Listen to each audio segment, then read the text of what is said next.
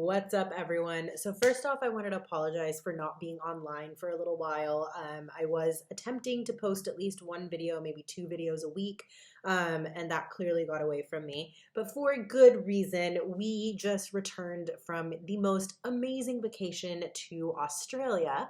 I feel like this particular country is not spoken about enough, including by myself. I was very, very excited to go on this trip. My husband actually spent some of his childhood there, and so was very excited to return back to Sydney. And we were very kindly invited as a family to attend a wedding of his childhood friend. And so my in laws, my husband, and I had the opportunity to travel to this beautiful country. And we spent a few days in Sydney. And then we also got to visit Cairns, which is obviously known for its beautiful rainforest as well as its Great Barrier Reef and the beautiful coral and fish that are in that area. Of course, there has been a lot of talk as well about the Great Barrier Reef slowly dissolving and the coral bleaching and everything else that's going on. Which unfortunately we were able to see signs of. However, given the initiative that is being taken in that region, they are trying to allow those corals to regain stronghold, and they're trying to assist with re-assimilating the nature's natural fish in that area as well as the coral populations in that area. And there's a lot of projects that are currently being done to repopulate that region. So hopefully it's still going to be around for many years to come. But for those who have not had the opportunity to go to Australia, I strongly recommend going. That being said, I did add a few clips and video pieces that I think would be fun for everyone to see and enjoy. And I really hope you guys enjoy coming on this little tidbit of a trip with me to Australia. One other thing to note is that before, when the planet as a whole was, eons ago, one large mass, Australia obviously broke off on its own. So many of the animal species that are in that region do not exist anywhere else in the world, similar to many of the large game animals that are currently in Africa. That being said, animals like kangaroos, wallabies, koalas, certain species of crocodiles, as well as animals such as emus and cassowaries are not very commonly seen in other parts of the world unless you go visit in a zoo. Some of the images that I have here are from wildlife preserves where they are trying to repopulate some of these endangered species and animals. And some of these images are from wild animal gatherings such as the beautiful sulfur-crested cockatoos that I will be showing in this video, as well as some of the natural bat species that are roaming around in Cairns. They are fruit bats. They're very, very, very sweet animals. They do not attack humans, and they are huge, so you can definitely tell which ones are bats. They also have a beautiful collection of lorikeets and other such storks that are wandering around on a day-to-day basis. There are wild crocs in certain areas. However, we did not actually go to those areas. We did go to wildlife preserves. That is also where we were able to see our sightings of animals such as the cassowary, which is a very large bird that is actually slowly becoming endangered. And so there is a movement to try to preserve that species. And it was really wonderful to see. We did get to see a wild carpet python, which was incredible. He was just chilling right near the entrance. And my assumption is he had just had a nice, delicious meal. And so was just chilled out in the middle of the sun in that nice grassy patch. And it was really, really beautiful to see. Other animals like the tree kangaroos and the kangaroos that I have videotaped on here were seen either in preserves or zoos. We did get to see some wild kangaroos and wallabies. We just weren't able to capture it on video given how far away we were from those animals at the time of sighting. So I unfortunately don't have any wild, large bore animals for you, such as the marsupials, including the kangaroos, the wombats, the wallabies, and the koalas. But I have instead just a compilation of a bunch of things that we did on our trip, and I hope you enjoy it. Outside of that, I did also want to come back to the topic that we most commonly discuss on this particular channel, which is, of course, our love for books.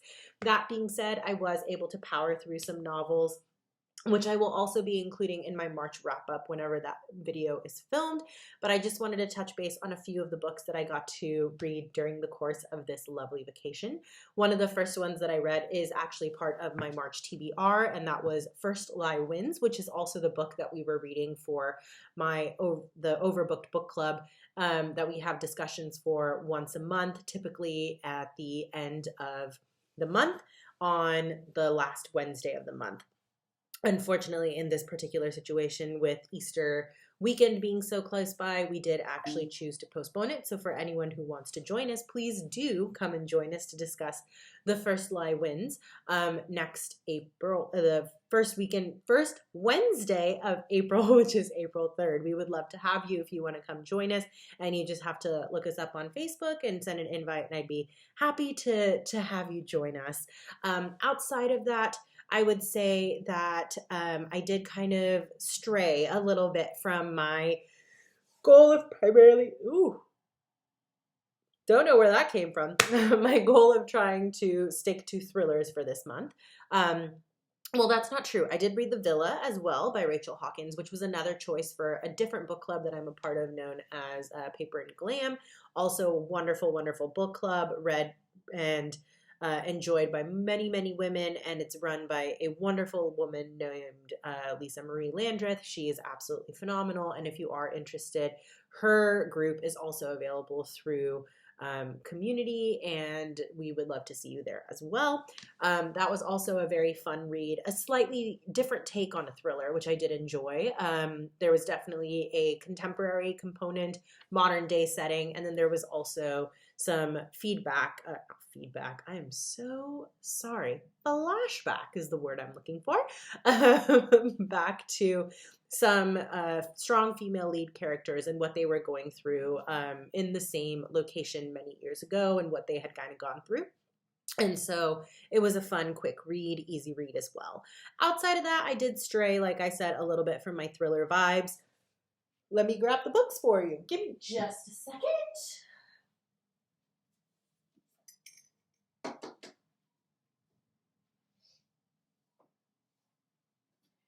So I actually really, really enjoyed both of these books. For those who have not heard of the Finlay Donovan series, this is just a wonderful, warm, fuzzy, cozy mystery vibes. And it's hilarious.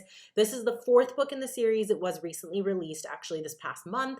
And so I was very, very excited to take it on my trip with me. I mean, just look at the color. Look how colorful and girly and cozy this book looks. But this is the fourth book in the installment. There's also a novella that was written that is currently available through Audible. I have not found. I'm so sorry. Wow. Jet lag is still hitting me, guys. I am so sorry about it. But the paper copy of the novella I have not seen, but it is about one of the other main characters. The other three books up there at the top in the same section where the mug of bookmarks are the other three books in this series, which is the Finlay Donovan series, and it is absolutely hilarious. It basically follows the storyline of a single mother who's trying to raise two young children and whose husband cheated on her and recently moved out.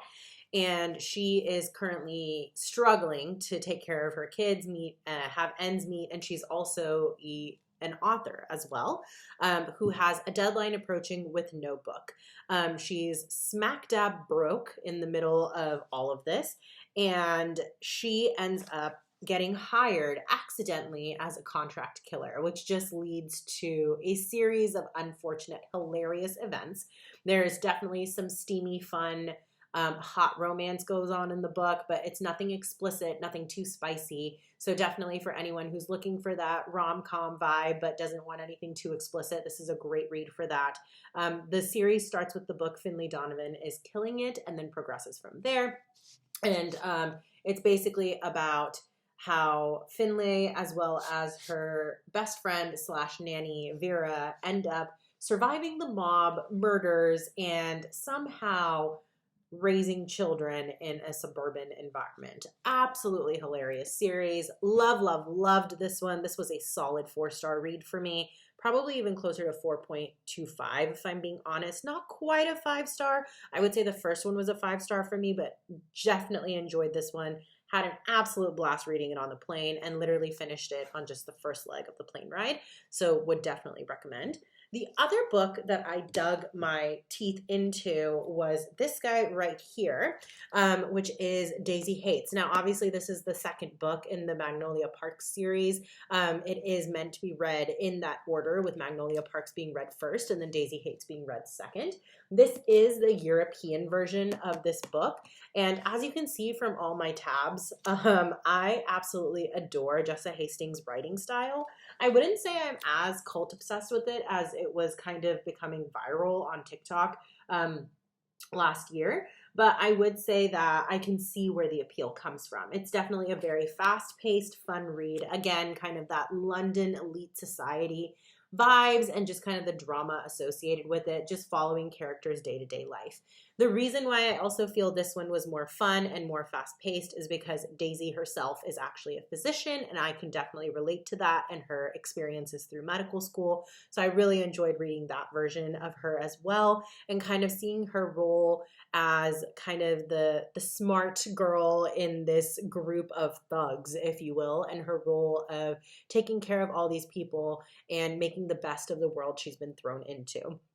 She is the younger sister of a mob leader, not mob leader. I guess I would say, what is the best way to, gang leader, I guess. But Julian's character is also absolutely beautiful, and that is the name of her elder brother, who is actually the leader of this notorious gang and one of the high-setting power players in the London crime society. And so it's really fascinating to read. And then the romance in this is actually more enjoyable to me than the Magnolia Park series, because I can appreciate the romance a little bit more. It was a little less toxic, I think, than the Magnolia Parks version between Magnolia and BJ. Don't get me wrong, I did definitely enjoy Valentine and Parks' relationship as well, and it was really fun to see the ups and downs of that, and I kind of understand that moth to flame vibe with regards to childhood lovers and all of the trauma that they go through, and that was very Gossip Girl vibes for me.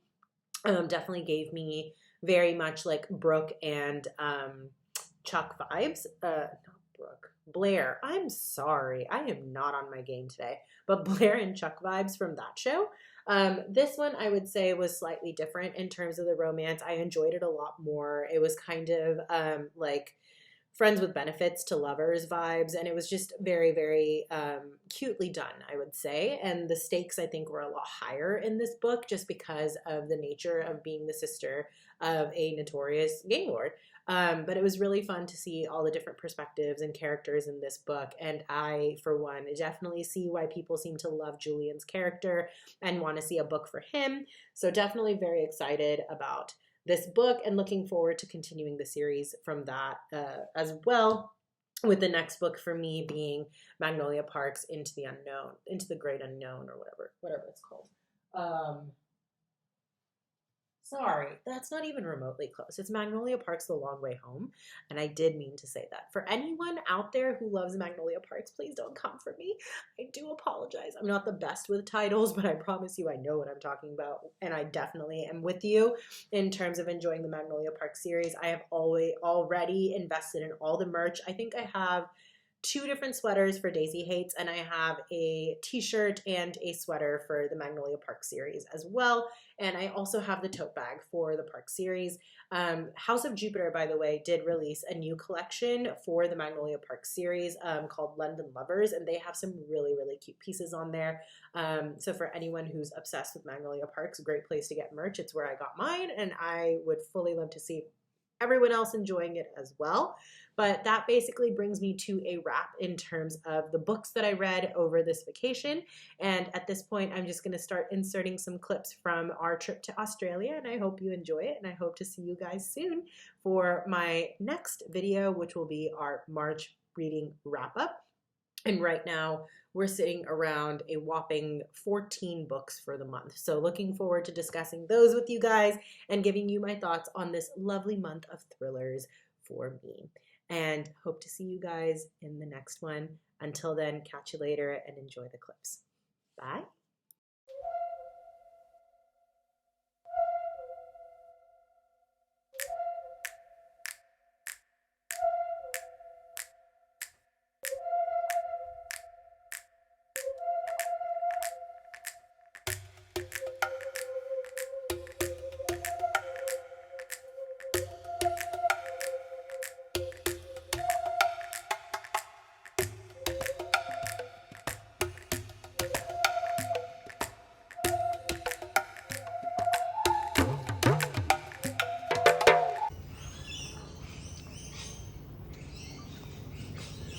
Look at so cute.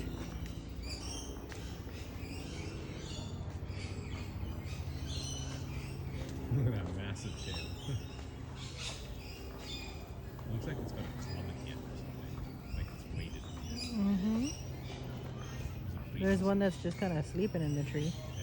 Is that tail that we had some? For mating, they like fight each other for dominance. And they kick each other. They literally balance on their tails and like kick each other. And their legs are really powerful. Obviously because they bounce around on them.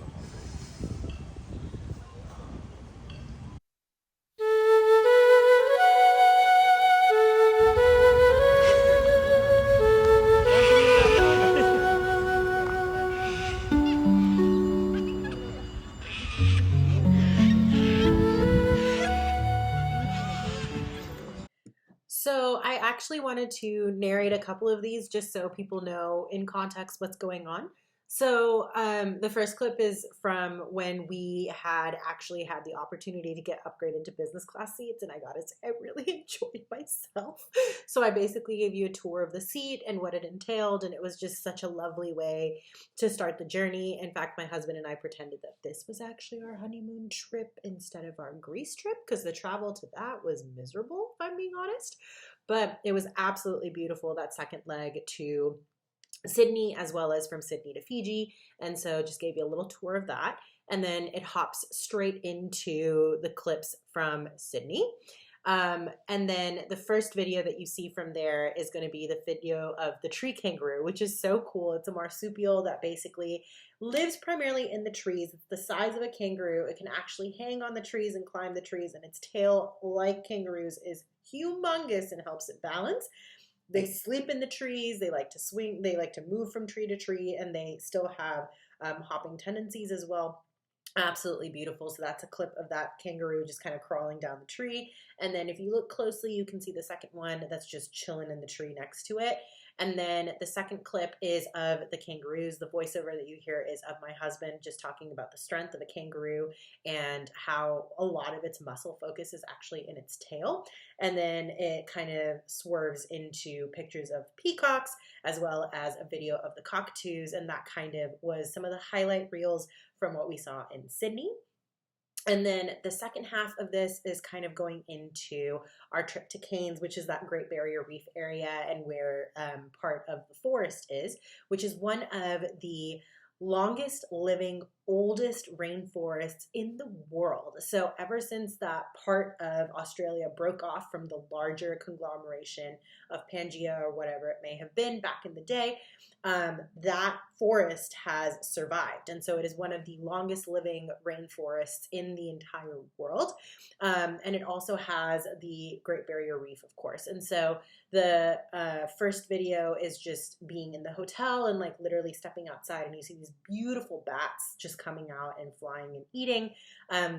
And then I kind of take you into our video of the Great Barrier Reef, where I was able to capture some videos on my phone underwater while we were snorkeling, and then kind of takes you into that animal preserve that I was talking about, where we got to see some of the koalas and things like that. But I personally felt like the joeys were the cutest, which is what I have inserted here, as well as the very unique animal, the cassowary, which is that ginormous bird that's like the size of an emu, but it's a rainforest dweller. They They are an endangered species. They are trying to rehabilitate them, and they're trying to replenish the population of these beautiful birds, but they really truly look majestic.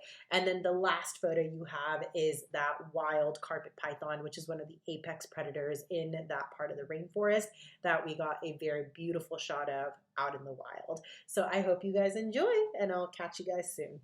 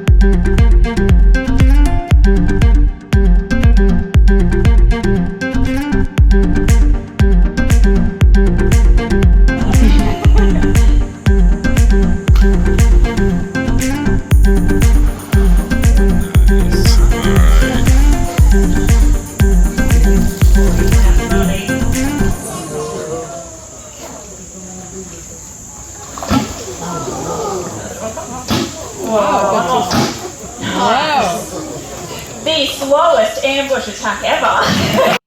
Well, that's all I have for you guys. Thank you so much for joining me on this mini memory tour of Australia. If you guys want more photos or videos, let me know. I do have a few more that I'm happy to post. But outside of that, I am very thrilled to have had you join me for What Did I Read on My Trip, as well as this quick recap.